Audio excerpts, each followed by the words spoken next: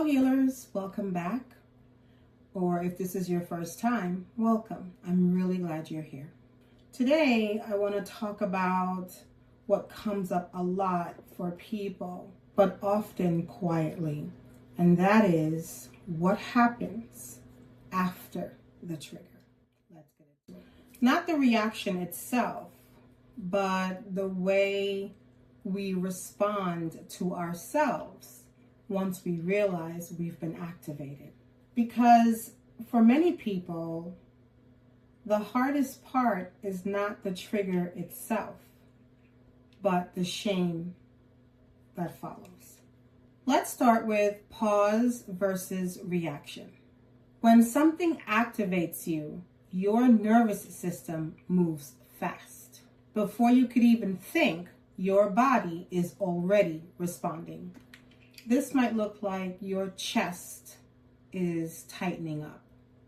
Your jaw is clenching. Your shoulders are lifting. Or you have the sudden urge to explain or defend or even withdraw from the situation. That's not a failure of self-control. That is your system trying to protect you. The power of the pause. A pause doesn't mean stopping your reaction altogether. It means creating a small amount of space around it. Sometimes a pause can be as simple as noticing your feet on the ground, taking one slower breath, or placing your hand on your chest and feeling the warmth. Even a few seconds of pause can interrupt the emotional spiral. It is important to understand not to do this through force, but through awareness. Curiosity versus judgment. After the trigger, it's very common to jump straight into judgment.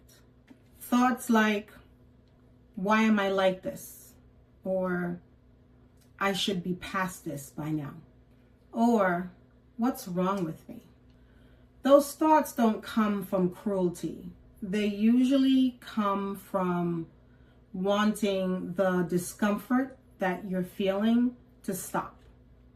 But judgment tightens the nervous system. Curiosity softens it.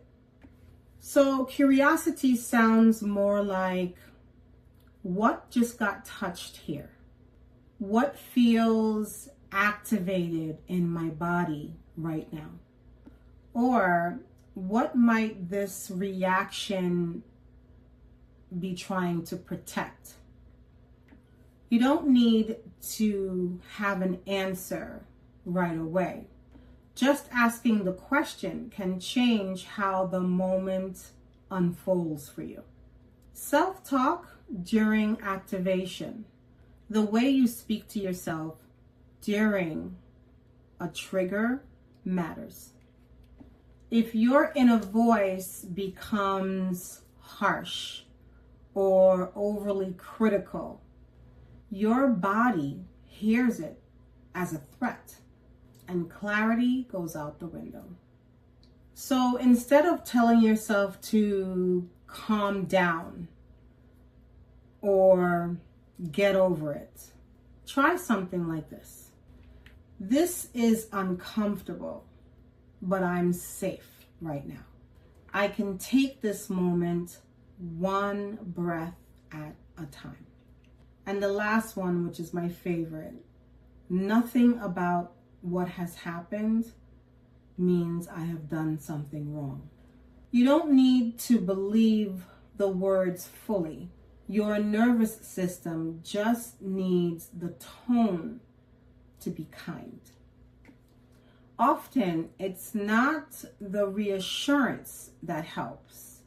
It's the non-judgmental presence or awareness. Let's talk about self-trust. Over time, responding to yourself in this way builds something really important. self-trust. Self-trust isn't about never being triggered. It's about knowing when you are, you won't abandon yourself.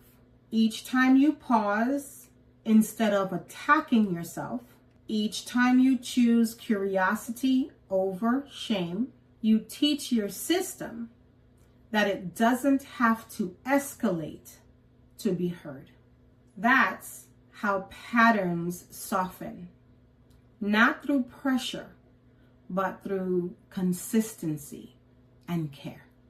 If you're noticing that this resonates, go slowly.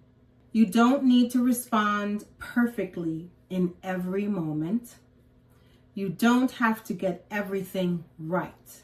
Even noticing after the trigger, oh, I was really hard on myself there, is awareness doing its work, and that counts.